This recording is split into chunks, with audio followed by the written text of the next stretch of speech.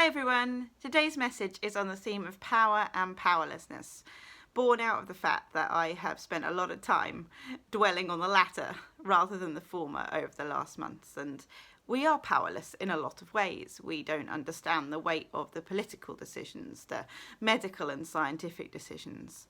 We don't understand how we can contribute to any lessening of the pain that many are feeling.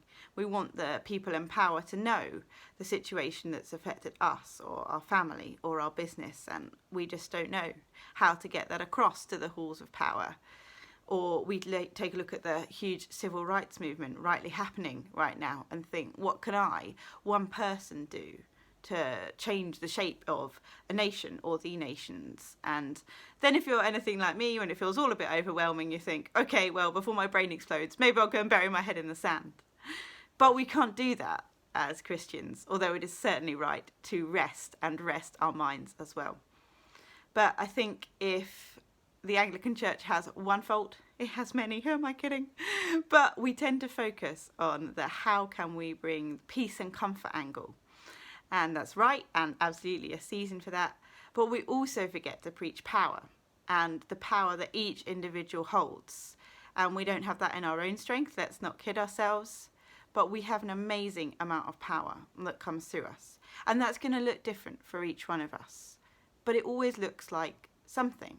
It doesn't necessarily look like standard evangelism, let's share Jesus with our friends, although it could be that. But it looks like, do you have the confidence to step up and do something you never dreamed that you could do? So you know that for both Sylvia and I, there were times in our life when public speaking was just terrifying to us. But through God's power, that's something that we now do regularly. For you, it might look like something as simple as, when we can meet again, stepping up to become a leader of something like a small group. And you never thought that you could do that, but it's something that God is calling you to do. For others, maybe even listening to this message from Hampton or the Peterborough area, you might one day speak to a nation. But the important thing is that we don't become overwhelmed by the evil, overwhelmed by our sense of powerlessness. But we take it to the right place, all our frustration and our hurt and our anger.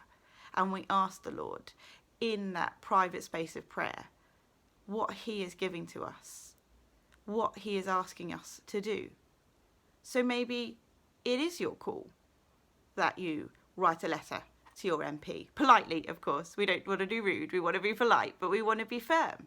We try and do our best to do something that we never thought we'd do. Perhaps it's organise a community group.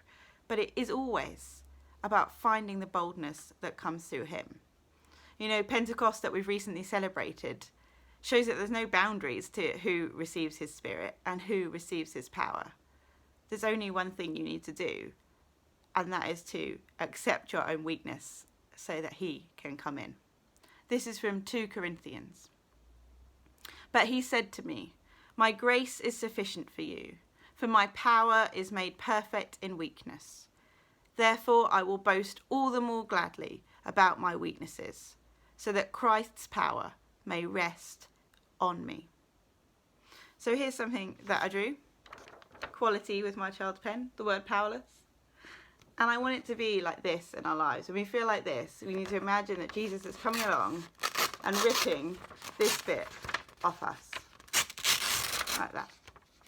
And because he became less, he hands back to us this bit. And we have to copy him in realising that he becomes greater and we become less. But then this bit is gone and he hands back this bit to us. So if you're feeling without power or overwhelmed today, just remember that the same power that rose Jesus from the dead is alive and well in you. Stop and be with him and listen to where he wants to hand back power to you today, and then take that chance. Bye for now.